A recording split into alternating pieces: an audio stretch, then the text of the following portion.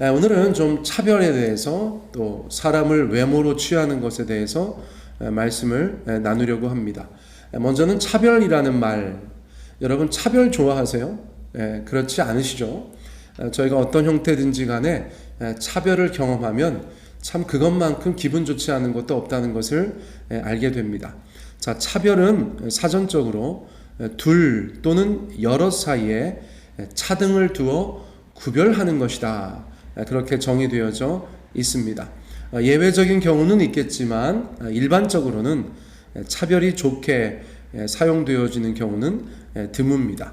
이 단어가 붙으면 모든 개념들이 불편해지는 것을 저희가 확인할 수 있습니다. 인종차별, 성차별, 나이차별, 학력차별, 지역차별, 어떤 단어든지 차별이라는 말이 붙으면 이런 어감을 갖게 되는 것이죠. 자, 그런데 이러한 차별이 교회 안에 있다면 어떨까요? 그것은 하나님의 뜻이라고 말할 수 있을까요? 자, 오늘의 본문은 그러한 내용을 다루고 있는 것입니다. 자, 1절 말씀 다시 한번 읽겠습니다. 내 형제들아, 영광의 주 곧 우리 주 예수 그리스도에 대한 믿음을 너희가 가졌으니 사람을 차별하여 대하지 말라. 자, 지금 읽은 1절 말씀은 노골적으로 또 분명하게 사람을 차별하여 대하지 말라, 그렇게 명령하고 계십니다. 자, 차별하지 않아야 된다. 세상 사람들이 차별하지 않을 이유는 나름대로의 도덕적인, 철학적인 그런 이유가 있을 수가 있어요. 저희도 그런 것들을 당연히 공유할 것입니다. 자, 그러나 예수 믿는 사람들에게는 또 다른 차별에 대한 하나님의 훈계가 있으세요. 이유가 있으세요. 자, 그 이유가 무엇인가? 우리 주 예수 그리스도에 대한 믿음을 너희가 가졌으니 사람을 차별하여 대하지 말라, 이렇게 말씀하고 있다는 것을 저희가 주목할 필요가 있습니다. 자, 마땅히 사람이라면 서로 차별하지 않는 것이 중요하지만 예수 믿는 우리에게는 한 가지 이유가 더 있으니 그것은 바로 예수 그리스도에 대한 믿음을 가졌기 때문이다. 오늘 야고보서가 저희 가운데 그렇게 말씀해주고 있는 것이에요. 자, 저희가 하나님을 섬기고 예수님에 대한 믿음을 가졌을 때 세상 많은 것들에 대한 새로운 인식들을 갖게 되는 것을 저희가 알고 있습니다. 차별도 그 중에 하나라는 것이에요. 우리는 하나님을 섬기고 예수님을 믿는 신자들입니다. 그러므로 하나님의 성품에 참여해야 하고 하나님의 말씀에 순종해야 하고 하나님께서 기뻐하시는 것에 함께해야 하는 그런 신분을 가진 자들, 그런 정체성을 가진 사람들이 바로 그리스도인들인 우리라는 것이죠. 자, 그러므로 거기에 한 가지 이유가 더 추가되었다는 사실을 반드시 기억할 필요가 있겠습니다. 하나님은 성경 곳곳에서 차별하지 않으시는 분으로 나타나고 있어요. 자, 보다 분명하게 말씀드리면 하나님은 외모로 사람을 취하지 않으신다. 바로 그것입니다. 여러분, 성경을 읽다 보면 하나님은 사람을 외모로 취하지 않으신다, 외모로 판단하지 않으신다, 그런 표현들이 굉장히 많이 등장하는 것을 알 수가 있습니다. 차별하지 말아라, 이 말과 외모로 취하지 말아라, 외모로 판단하지 말아라, 이 말은 거의 비슷한 말이라고도 저희가 이해할 수가 있는 것이에요. 자, 사람을 외모로 취한다는 것은 무엇인가? 그 사람의 외적인 지위나 상태에 따라서 판단하고 그 사람을 대하는 것이거든요. 두 사람 이상이 있을 때 각각의 사람들을 외적인 지위나 상태로 판단하여서 그렇게 구별하여 대하는 것, 그것을 차별한다, 외모로 취한다 말하니까 굉장히 비슷한 개념이라는 사실을 저희가 알게 되는 것입니다. 자, 외모로 사람을 취한다는 것은 외적 조건을 가지고 사람을 판단하고 대한다는 것입니다. 자, 이것이 얼마나 우리 가운데 하나님의 성품에 반하는 것인지 모르겠어요. 성경은 우리가 어떤 사람에 대해서 외적인 조건으로 판단하는 것을 금하고 계시기 때문입니다. 자, 이어지는 구절에서 주의 형제 야고보는 한 예를 들어서 설명해 주고 있어요. 자, 2절과 3절 말씀입니다. 만일 너희 회당에 금 가락지를 끼고 아름다운 옷을 입은 사람이 들어오고 또 남루한 옷을 입은 가난한 사람이 들어올 때에 너희가 아름다운 옷을 입은 자를 눈여겨보고 말하되 여기 좋은 자리에 앉으소서 하고 또 가난한 자에게 말하되 너는 거기 서 있든지 내 발등상 아래에 앉으라 하면, 이런 가상의 예를 들었어요. 만일, 그쵸? 만일 가상이라고 볼 수가 있습니다. 자, 만약의 경우를 이야기하고 있는데 어떤 내용이냐면 여기 신자들의 모임 장소가 있습니다. 성경에서 지금 회당이라고 표현되어져 있지만 초대교회에서는 여전히 회당이라는 말을 교회 안에서도 사용하고 있었어요. 자, 그러니까 신자들의 모임 장소가 있는데 낯선 두 사람이 등장하였다고 볼 수 있습니다. 늘 함께 했었던 사람들이면 알아서 자기 자리를 찾아가지요. 그렇죠? 교회에서도 가만히 제가 관찰해 보면 우리 성도님들께서 일찍 오셔서 자리를 선택할 수 있는 상황이시면 비슷한 자리, 그 자리 나름대로 지정석 같은 느낌의 그런 자리로 찾아가는 것을 볼 수 있습니다. 그런데 여기서는 아마도 낯선 사람이었던 것으로 보여져요. 자, 그러니까 누군가가 그 사람을 안내하여서 자리로 인도해야 되는 것이죠. 갑자기 엉뚱한 생각이 드는데 제가 미국에서 다니던 교회에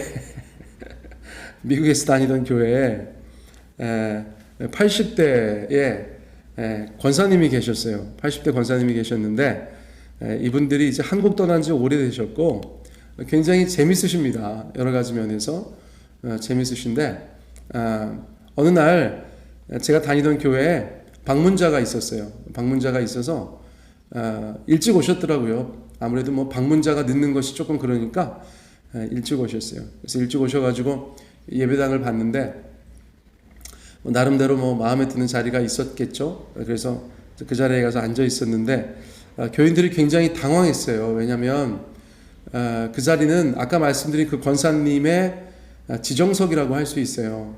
근데 이분이 그렇게 성품이 뭐 이렇게 온유하고 뭐 나긋나긋하고 그런 분이 아니에요. 조금 세다고 표현할까요? 네, 그런 분이신데 아니나 다를까 이제 그분이 시간에 맞춰서 예배당에 들어오시더니 그것을 이렇게 보시다가 뚜벅뚜벅 걸어가시더라고요. 그래서 저도 앞에서 찬양인도 준비하다가 조금 긴장을 했는데 그분이 이제 경상도 분이신데 목소리도 크시고 그 옆에 가서 톡톡 치더니 얘기하시더라고요. 오늘 처음 왔나 본데 여기는 내가 30년 앉은 자리야. 그렇게 얘기하니까 방문자가 굉장히 민망해하면서 멀찌감치 떨어져서 다시 자리를 잡는 것을 저희가 본 기억이 있습니다. 여러분, 세종배단위 교회 교인들께서는 30년 앉았던 자리라도 방문자가 오시면 그날은 양보해 주시기 바랍니다. 실제로 그 방문자는 다시는 오지 않았어요. 이게 참 오늘 설교가 원활하지 않습니다. 할렐루야. 갑자기 그 생각이 들어가지고요.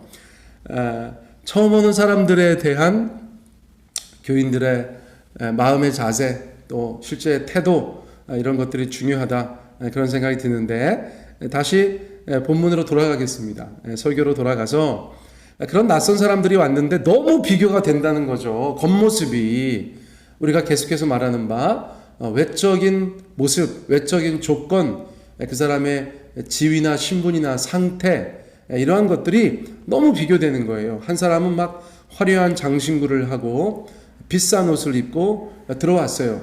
2000년 전에 이러한 모습은 그 사람이 굉장한 귀인이다, 사회적으로 뭐 여러 가지로 갖추고 있는 그런 사람이다라는 것을 뜻하는 것이죠. 자, 그런데 또 다른 사람은 장신구는커녕 남루한 옷을 입고 있어요. 여기서 남루하다는 것은 뭐 누더기 옷이라고 할까요? 정말 예전에 저희 동네 어른들이 얘기했던 것처럼 막 거지 발사계 같은 그런 옷을 입고 회당에, 예배당에 들어온 것이죠. 자, 이 둘을 어떻게 대해야 하는가? 이 가상현실에서는 어떻게 대하였습니까? 한 사람은 여기 좋은 자리에 앉으세요. 여기 좋은 자리에 앉으세요 하고 인도해주고, 가난한 사람이 들어왔을 때는 거기 서 있든지 내 발등상 아래에 앉으라. 굉장히 무시한 거죠, 그렇죠? 그냥 누가 들어왔는데 서 있으라고 한다. 남들 다 앉았는데, 그리고 발등상 아래에 앉으라. 이거는 여러분 저희가 성경을 읽다 보면 알 수 있지만 무슨 원수들한테 내 발등상에 앉으라 이런 표현을 쓰잖아요, 그렇죠? 예, 그러니까 얼마나 이 두 사람에 대해서 가상현실에 등장했던 자들이 차별하여서 외모로 사람을 취하여서 대하였는지를 저희가 알 수 있다는 것입니다. 자, 그런데 이러한 가상의 현실에 대해서 주의 형제 야고보가 4절에서 뭐라고 얘기하는가?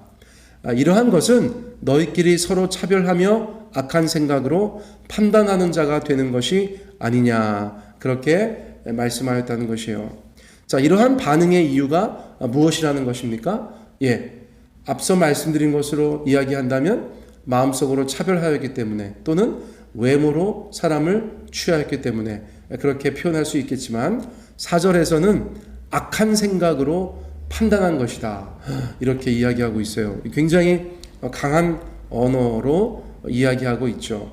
저희가 사람에 대해서 그렇게 겉모습으로 판단하고 외적인 조건으로 판단하여서 차별하는 것은 주님 보실 때에 악한 생각이다, 이것은 악한 것이다 라고 말씀해주고 있다는 것입니다. 자, 어제 저희가 어떤 표현을 봤냐면, 참된 경건이라는 것은 세속으로부터 우리를 지키는 것이다, 그렇죠? 자, 세속, 또 세상적인 것, 어쩌면 그런 것에 대한 예로 우리 가운데 말씀해주고 있는 것인지 모르겠어요. 참된 신앙이 무엇인가? 세속에 물들지 않는 것이다, 세상을 따라가지 않는 것이다. 그런데 만약에 예배당에 누가 왔는데 너네가 겉모습으로 사람을 판단하고, 그 사람이 가진 것, 그 사람이 더 배웠다고 못 배웠다고, 그 사람이 더 잘 입었다고 못 입었다고, 그런 것을 가지고 사람을 판단하여서 대한다면, 차별한다면 그것은 악한 생각인 것이다 라고 오늘 성경은 저희 가운데 분명히 말씀해주고 있다는 것이에요. 여러분, 세상 어디 가서 그런 거 보아도 저희가 마음이 불편하고 못마땅할 텐데, 주님의 공동체 안에서 우리 서로가 서로에 대해서 차별하지 않고 외모로 사람을 취하지 않고, 오직 주님의 마음으로 우리 각자에게 하나님이 부여하신 그 가치 그대로 서로가 서로를 인정하고 사랑하고 아껴주는 그런 모습을 저희 가운데 주님께서 원하신다는 생각이 듭니다. 마지막 성경 구절 하나 소개하고 설교를 마칠까 하는데요, 바로 고린도후서 10장 7절의 말씀입니다. 자, 어떤 말씀인가? 고린도 교회가 심지어 교회를 개척한 사도 바울과 그 일행들에 대해서 대단히 인간적으로 판단하는 것을 바울이 느낀 것이죠. 여러분, 바울은 그 교회에 대해서 누구보다 많은 것들을 주장할 수 있었지만 전혀 그런 분이 아니었어요. 자, 그런데 그렇게 하나님 앞에서 바른 생각을 가지고 바르게 목회하고 또 이런저런 교회들을 개척하면서 고린도 교회를 잠시 떠나 있는 바울에 대해서 다른 사람들과 비교하면서 인간적으로 누가 더 훌륭한가, 그런 이야기들을 주고받는 것을 바울이 알게 되었다는 것이죠. 자, 그러면서 그 결과는 오히려 바울에 대해서 그의 부족함을 가지고 더 낮게 평가하고 또 부족하게 이야기하는 것들을 그가 알게 된 것이죠. 자, 그런 배경에서 어떻게 말씀하고 있는가? 고린도후서 10장 7절입니다. 너희는 외모만 보는도다. 만일 사람이 자기가 그리스도에게 속한 줄을 믿을진대 자기가 그리스도에게 속한 것 같이 우리도 그러한 줄을 자기 속으로 다시 생각할 것이라. 여러분, 바울이 저희가 생각할 때는 참 기가 막힌 사역자겠지만, 당시에 동시대를 살아가는 사람들의 눈에 볼 때는 또 한 사람의 신자, 그냥 한 사람의 인격이었겠죠. 그런데 바울은 부족한 것이 많은 사람이었어요. 이전에도 말씀드렸지만 설교자로서 말이 잘 되지 않았다, 말이 좀 부족하다, 말을 잘 하지 못했다.